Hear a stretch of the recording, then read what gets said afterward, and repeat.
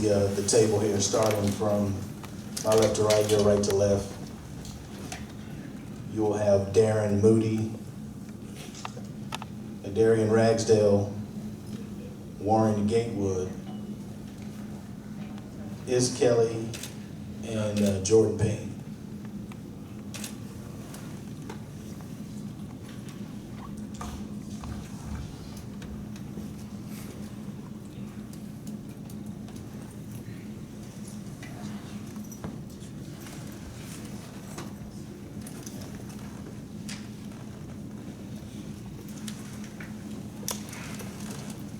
Give you some household announcements too, guys. Once again, we just ask that you silence your cell phones and not take any phone calls in this immediate area. And prior to asking any question, please state your media affiliation. Raise your hand and we will have someone pass a microphone to you. Also, a couple of announcements regarding credential pickup. It will last today until 5 p.m. and that's at that's Gate E, which is the media will call window. It'll last until 5 o'clock today. Tomorrow, also from 10 a.m. until halftime. So if you don't make it here by halftime, which I don't know why you would be here that late, it won't be available.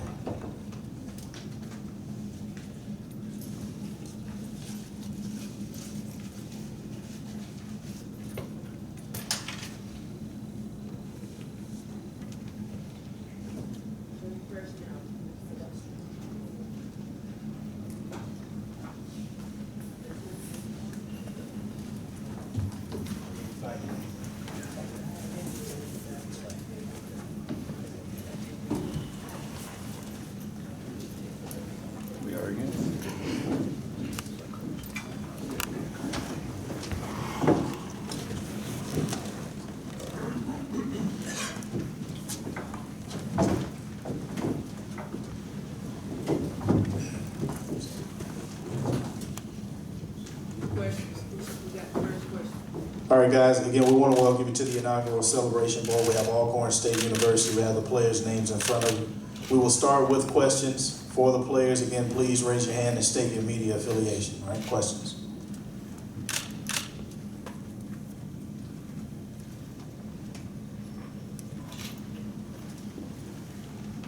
First of all, congratulations, Don Stinson with DNA Sports Talk. Each of you, please just tell me how it feels to be in this inaugural bowl game. It feels good. I mean, God put us here, and it feels real good to all of us. It's just a blessing for all your hard work to finally pay off and to see it come to this game Saturday.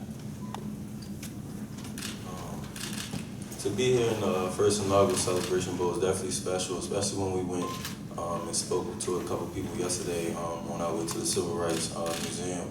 And they just expressed to us how we are a part of history, and we took well to that, and we understand. We just want to put on a good product. It's really great being here.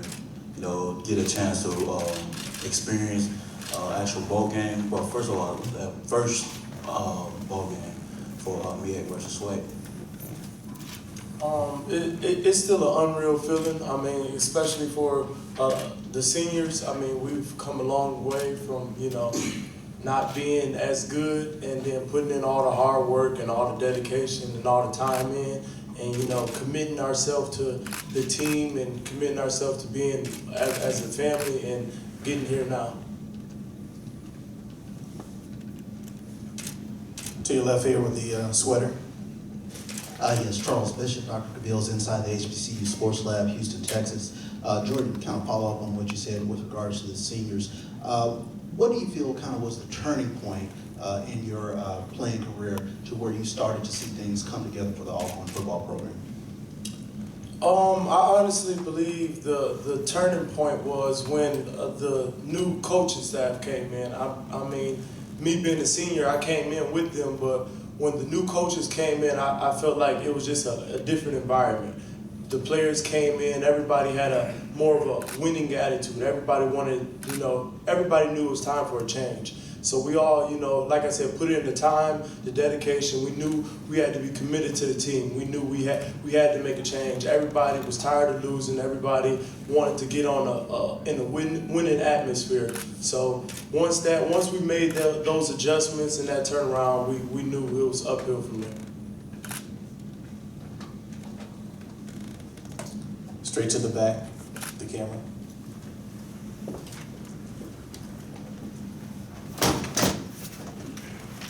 Jeff Barker with WLBT in Jackson. This one's for the offensive guys.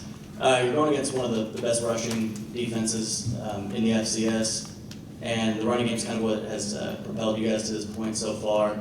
How has the game plan been, and what have you seen from these guys on film?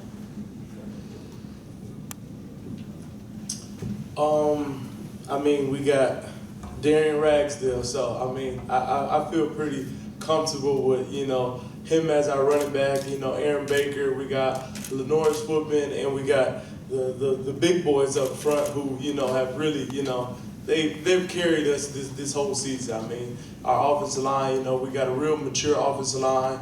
You know, they make every adjustment that we need to every game. So, I mean, I believe if we do what we got to do and execute, we'll be fine.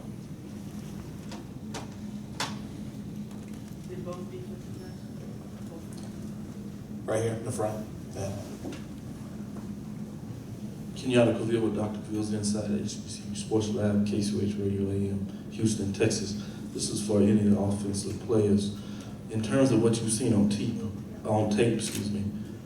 what team in the SWAC seems most similar to North Carolina A&T in terms of the way they play schematically? I think they play more like Grambling. Like the linebackers and the DB, they're very aggressive, and Grambling play the same way. So I think it's pretty much just Grambling.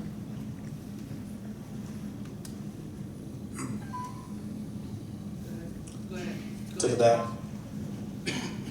Yes, this is Charles Edmond with Alcorn State Radio. Question for everybody on stage. You know, every year is a different year, different dynamic. You know, winning it last year was one thing, and you come back and do it again. So what made 2015 such a special year for this football team and be able to come back and win it again? I just think it's just a brotherhood that we have, even though we lost some key guys last year. All the guys that we have returning still believe, still fought, still work hard, and we instilled it into the younger guys. And there's a few people that had to grow up and fill in those shoes and become the guys that they are now. But everybody was ready, everybody was prepared.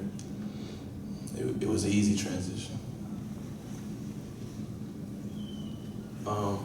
Well, first I would like to say we have someone we think highly of that speaks to us as much as we need them to, by the name of Reverend Brown.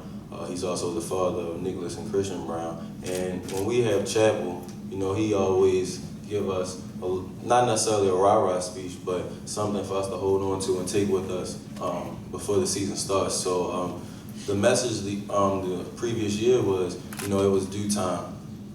Like I said, for the seniors, it speaks for itself. We went from 4-7, and we went 9-3. We had actually beaten both teams that played in the championship, but we didn't take care of business like we needed to in order to get to the championship that year in 2013. However, like he said, it was due time, and there was a general consensus throughout the team that we believed them because it made perfect sense.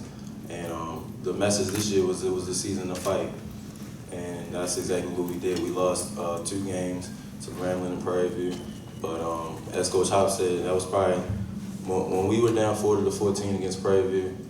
It would have been easy to pick it up and just, you know, take our loss and go home, but we actually had one of our better halves, and ever since that second half, we still ended up losing that game. But we don't necessarily consider a loss, you know. Vince Lombardi said it himself, we didn't necessarily lose that game, the clock just ran out. So, like I said, the season to fight this year, and that's definitely what we did, so.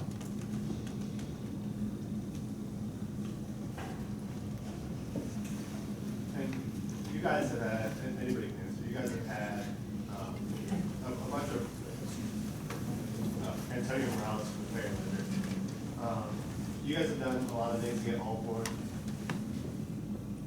you guys have done a lot of things to get Alcorn back on the map. First back-to-back SWAC title since 1969, 1970. First SWAC team to repeat in 13 years. But this is the first time you guys have had a chance to kind of do something for the first time, like that nobody else has ever done. Do you guys feel like this is your chance to do something unique and first time for the school?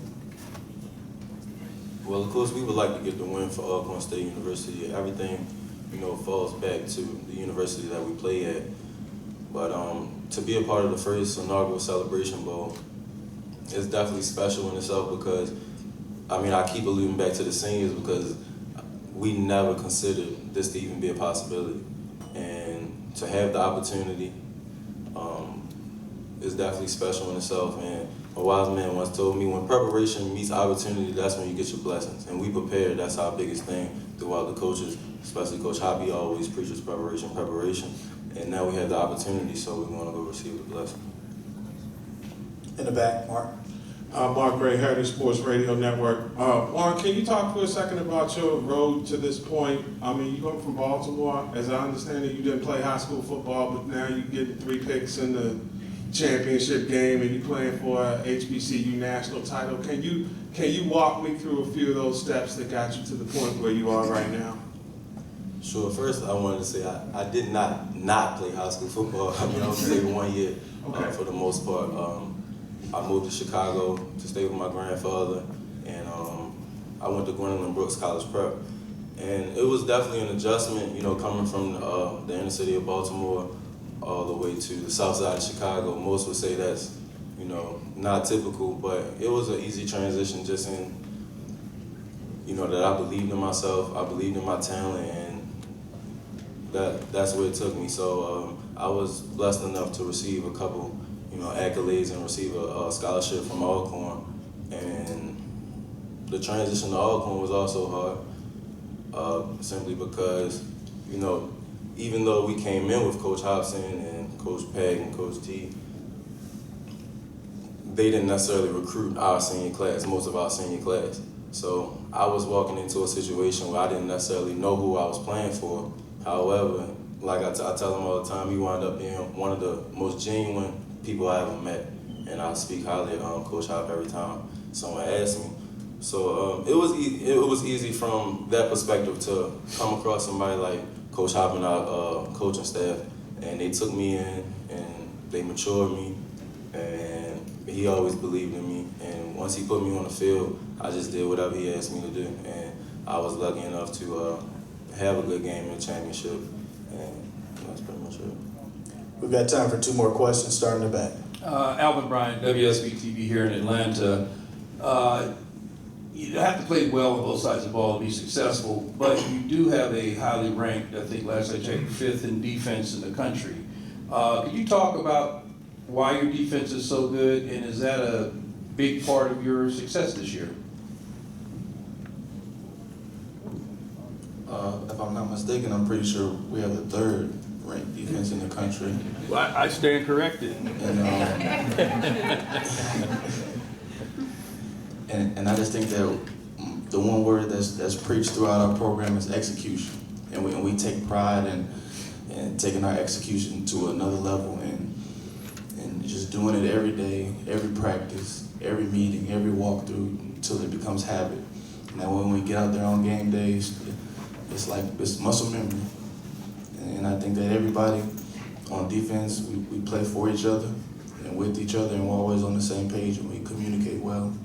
And that's why we're able to finish the year with the 3rd ranked defense in the country. Gatewood, you want to answer that too?